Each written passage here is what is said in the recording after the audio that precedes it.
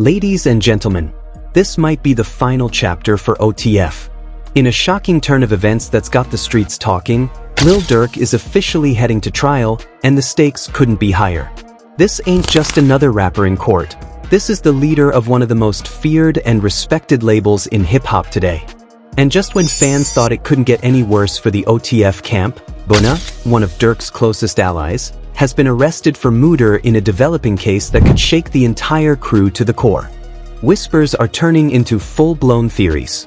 People inside the industry are starting to distance themselves. And now the big question on everyone's mind: can OTF survive this storm, or is this the end of the empire Durk built from the ground up? Sources say there are informants, sealed evidence, and internal betrayal already in play. Meanwhile, fans are left in suspense, wondering if their favorite rapper is walking into a courtroom or a trap. What really happened behind the scenes? Who's still loyal and who's ready to flip? Buckle up, because what you're about to hear could change the rap game forever. Lil Durk, one of the most dominant voices in modern rap, was laying low. No public appearances. No interviews. No Instagram lives. Just cryptic posts and silent glances. Fans thought maybe he was recharging, maybe cooking up a surprise album. But insiders knew different. The energy wasn't creative, it was cautious, tense, dangerous. And then the documents hit. Court records surfaced confirming that Lil Durk's long-standing criminal case, the one connected to an Atlanta shooting back in 2019, was finally moving forward. No more delays. No more pushbacks. Trial was officially set. And according to sources close to the case, Durk is walking into that courtroom facing more than just a legal battle. He's fighting for his career, his freedom, and his legacy. As if that bombshell wasn't enough, just 48 hours later, reports came out that OTF Boona, one of Durk's closest soldiers, had been arrested for murder in a completely unrelated case. The two events were like back-to-back earthquakes. The internet couldn't keep up. Twitter timelines blew up, Instagram blogs went wild, and fans all over were asking the same question. Is OTF falling apart in real time? Let's rewind a bit. For years, only the family, better known as OTF, was seen as one of the most loyal, tight-knit crews in rap. Born in the trenches of Chicago, the movement wasn't just about music. It was about survival, brotherhood, pain and purpose wrapped into a brand. But with fame came pressure. With power came paranoia. And now, with trials and arrests, the cracks are starting to show. When the news of Boona's arrest broke, it wasn't just a headline. It was a warning. Sources say he was picked up during a late-night raid in Georgia. The charge? First-degree murder tied to a street-level retaliation gone horribly wrong. The craziest part? The timing. Boona's arrest came just days before Durk's trial was confirmed. And people close to the situation started whispering. Was this all connected? Was there a larger investigation happening behind the scenes? Were authorities applying pressure to flip someone, maybe even flip Boona? That's when a mysterious video surfaced on social media. It was a shaky clip of a man in a hoodie, sitting in what looked like an interrogation room. His face was blurred, his voice distorted. But fans immediately started speculating it was Boona. In the video, he can be heard saying, "I ain't going down alone. They know what they did." The video was quickly taken down, but not before it spread like wildfire across Reddit, Twitter, and TikTok. Whether it was real or not didn't matter, the narrative had already taken hold. Boona was in custody. Durk was on trial. The walls were closing in. Meanwhile, behind closed doors, things weren't looking any better. Industry insiders started noticing that some of Durk's longtime collaborators were falling silent. Producers he used to tag in every post? Quiet. Artists he once brought on tour? Not a peep. A few even unfollowed him. Subtle but deadly. It wasn't just about loyalty. It was about survival. "This case finna get messy," said one anonymous Atlantic Records employee in a now-deleted Clubhouse room. "Nobody wanna be caught in the middle when the feds get involved." That quote sent fans into a frenzy. Wait, the feds? Was this just a local case or had it gone federal? No confirmation ever came, but one thing was clear: Durk's legal problems were stacking up fast. Back in Chicago, the streets were buzzing. Old ops, ex-affiliates, and even bloggers started resurfacing clips and comments that had been long buried. A resurfaced Instagram Live from 2020 showed Durk arguing with a former OTF member, screaming, "You was never stop playing before you get exposed." At the time, fans thought it was just rap talk. But now, in the context of legal pressure, those words hit differently. Who was Durk threatening to expose? And did that person just become a potential witness? Emotions ran high on social media.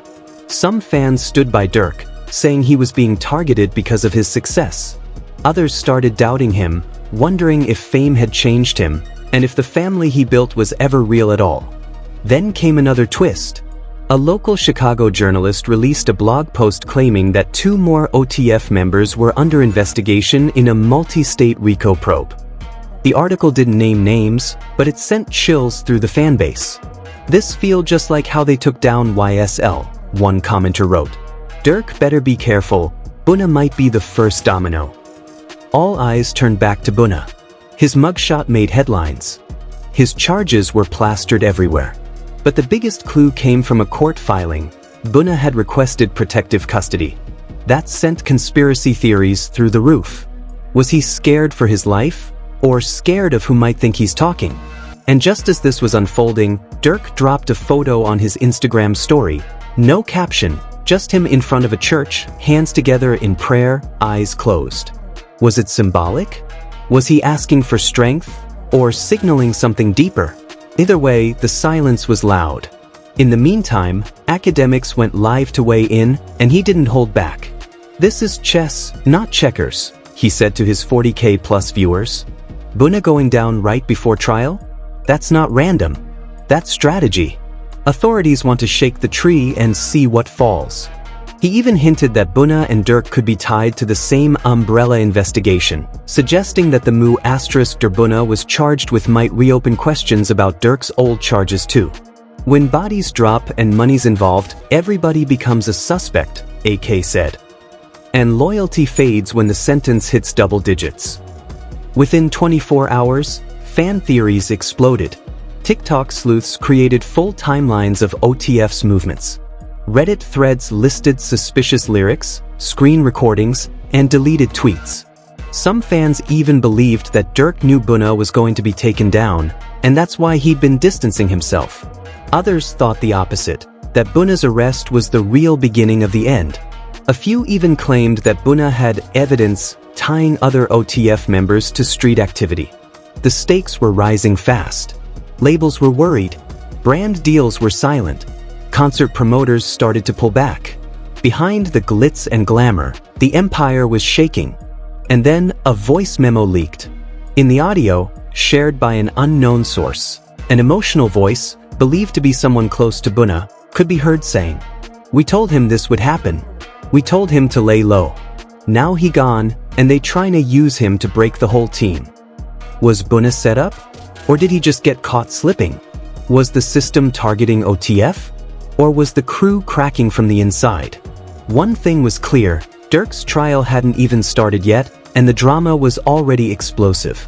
Lil Durk, dressed in all black, sat stone-faced behind the defense table. Cameras weren't allowed inside, but sources who attended the opening day of the trial described the mood as tense, heavy, and unlike anything the industry has seen before. This wasn't a minor charge. This wasn't a slap on the wrist. This was Durk facing potential decades behind bars. And now, with Boona freshly arrested, the prosecution was armed and dangerous. According to inside sources, the DA wasn't just building a case around that 2019 shooting in Atlanta. They were also exploring associations between OTF members, violent incidents, and potential conspiracies tied to ongoing gang activity. And if that wasn't enough to sound the alarms, whispers of a cooperating witness began to circulate in the courtroom halls. That witness? Allegedly someone close to both Durk and Boona. As rumors swirled, fans turned their eyes to one person, OTF TZ, an affiliate who had recently gone ghost on social media. He had been with Boona multiple times during past incidents, and now, his pages were wiped. His name? Missing from the courtroom roll call. The streets were talking. Meanwhile, Boona was already behind bars, and according to jail records, his legal team had filed for a plea negotiation conference, a move that instantly raised red flags. Was Boona flipping? Or was he trying to cut time and avoid trial altogether? On a leaked jail call that allegedly involved Boona speaking to a family member, his voice cracked under pressure. "I can't do 30 years. I got too much to lose. I ain't gone, let nobody leave me holding the weight." The clip was raw, emotional, and terrifying. Within minutes, it spread across TikTok, YouTube Shorts, and IG Reels. Fans were in shock. Did Boona just admit he might testify? Is OTF about to collapse from the inside? In a matter of days, the public perception of OTF went from a loyal, untouchable brotherhood to a collapsing organization under federal heat. And then came the first courtroom twist. During Durk's second day in court, the prosecution submitted a list of potential witnesses, and one name caught everyone off guard. Tanasia Brooks, better known as India Royal's cousin. Yes, India Royal, Durk's longtime on and off girlfriend and the mother of his child. Her cousin being involved meant the case had now reached Durk's own family circle. It was personal. According to reports, Tanasia had been present during a 2021 incident where she overheard a heated phone conversation between Durk and an unnamed OTF member. In her statement, she described talk of retaliation, mentions of loyalty being tested, and Durk warning someone not to speak to the feds. When asked about the clip in court, Durk's legal team called it circumstantial and unreliable. But fans weren't convinced. This explains why India distanced herself, one Twitter user wrote. Shebin knew something was off. Back on social media, fans noticed that India had quietly removed the last few photos of her and Durk. Even more suspicious, she unfollowed his mother, which sent gossip blogs into a frenzy. Some fans saw it as damage control. Others thought India knew the case was about to get ugly, and she was protecting her brand. Either way, the signs were there. And while the courtroom drama built up in Atlanta, Chicago was heating up. Several OTF-affiliated street figures were seen arguing in Instagram lives, calling each other out, accusing people of doing interviews with feds, and hiding when the heat came down. In one viral clip, a man believed to be affiliated with OTF twin was seen yelling, "Y'all let Vaughn die, y'all left Boona out to dry, and now y'all trying to act like Durk ain't know nothing? Stop capping." Those words hit hard. Fans instantly brought King Von's name back into the mix, questioning if this was all karma, conspiracy, or the consequence of years of unresolved drama. Then came another blow. A major OTF producer unfollowed Durk and posted the quote, "Loyalty ain't real in a world full of clout." The internet caught fire. Subtweets, sneak disses, and blurred screenshots took over timelines. But it was a screenshot from a closed Facebook group that lit the biggest flame. A user claiming to be Boona's cousin posted, "If y'all knew what's in that sealed evidence, y'all wouldn't defend nobody. Bodies. Messages. Surveillance. Ain't no loyalty when it's life or death."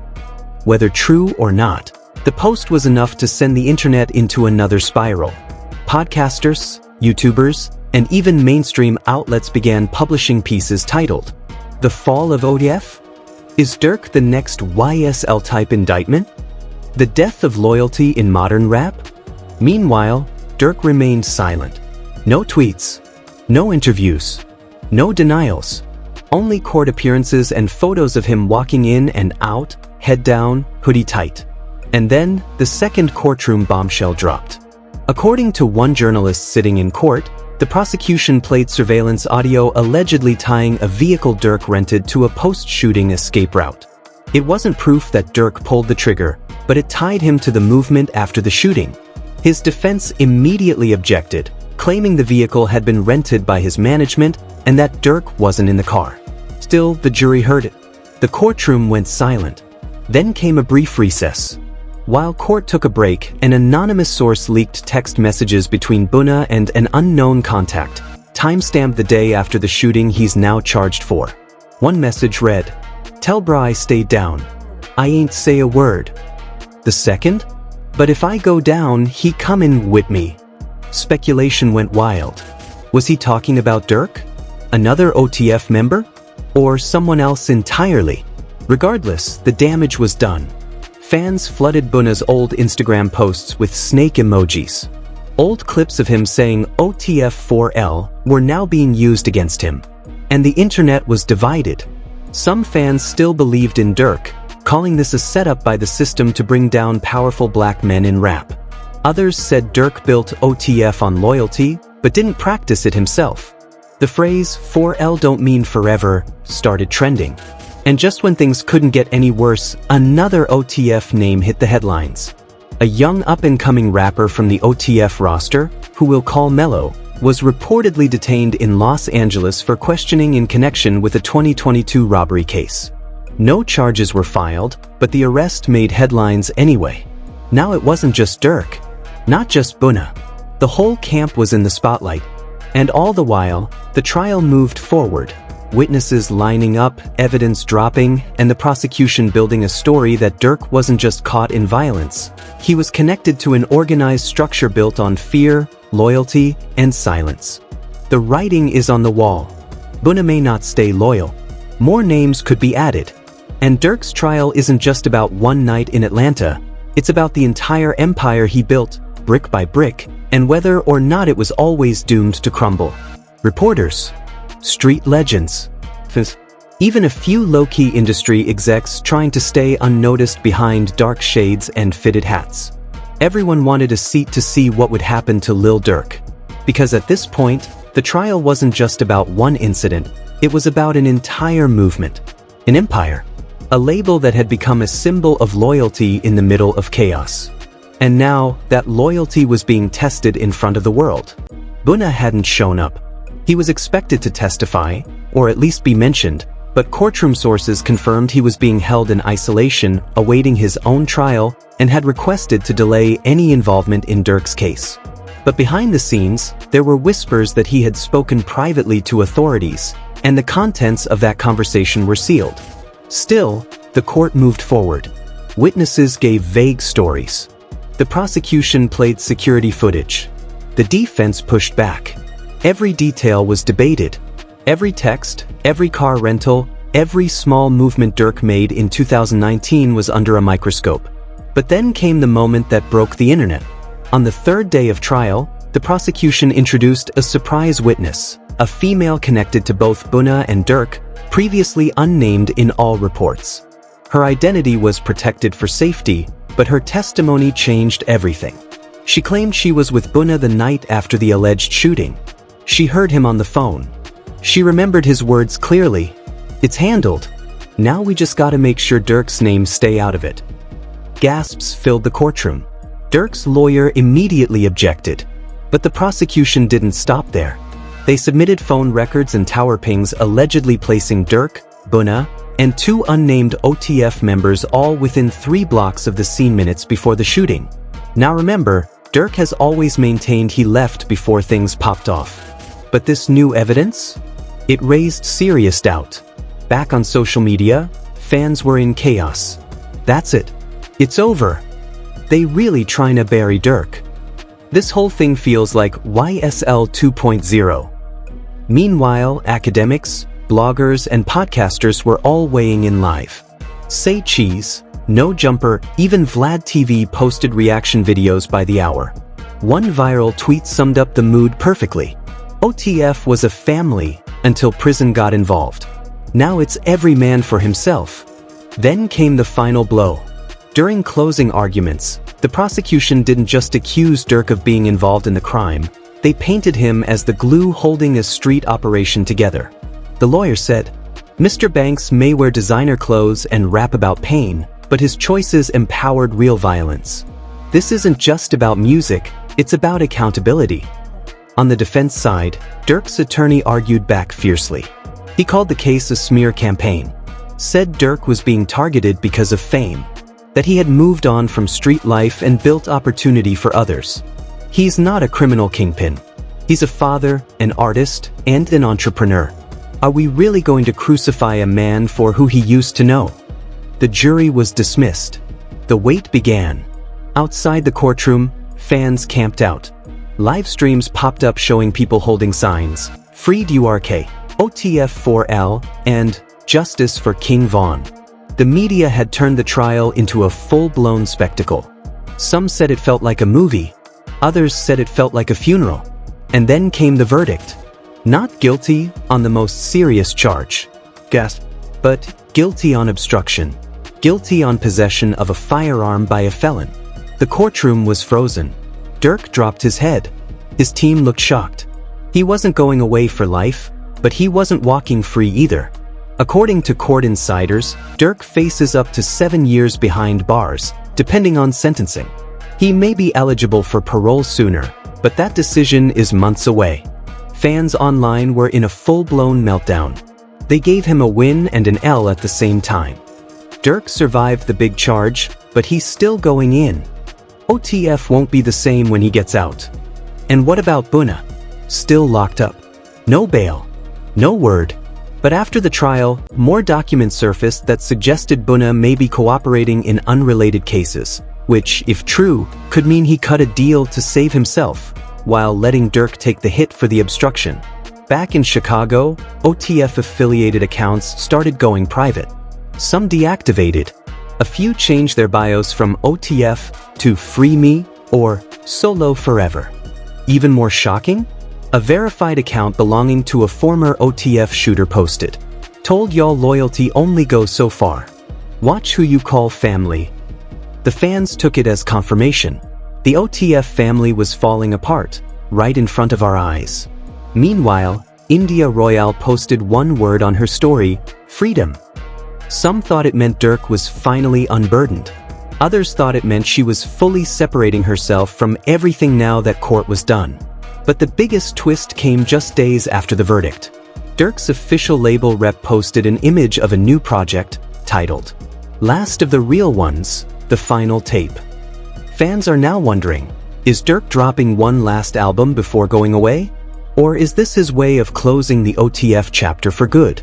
Whispers of OTF artists seeking new label homes have already started. One insider told Spillora, "Half the crew ain't even talking to each other."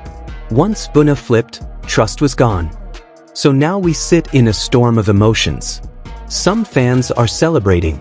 Others are grieving. Some believe the system is targeting another successful black man. Others say this was the street life catching up. But one thing's for sure. The OTF dynasty is fractured.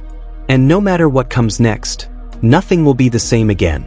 Lil Durk beat the biggest charge, but the court still handed him time. Meanwhile, Boona's silence speaks volumes, and the rest of OTF? Scattered. Distant.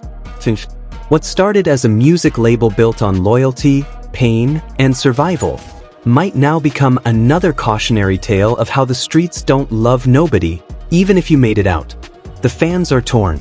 Some are saying Durk stayed solid and took his sentence like a man. Others believe Boona cracked, and the trust is forever broken. And some think the whole situation was set up from the beginning, one big chessboard, with rappers as pawns. But what do you think? Is this really the end of OTF? Did Boona betray the team to save himself?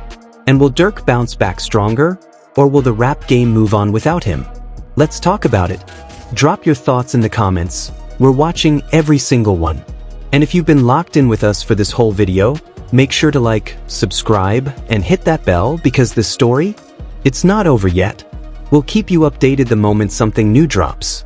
Whether it's more court drama, more inside sources, or a surprise statement from Durk himself, we got it all right here. This is Spillora, where the drama's real, the facts stay mixed, and the streets never sleep. We'll catch you in the next one. Stay smart, stay safe, and most of all, stay watching.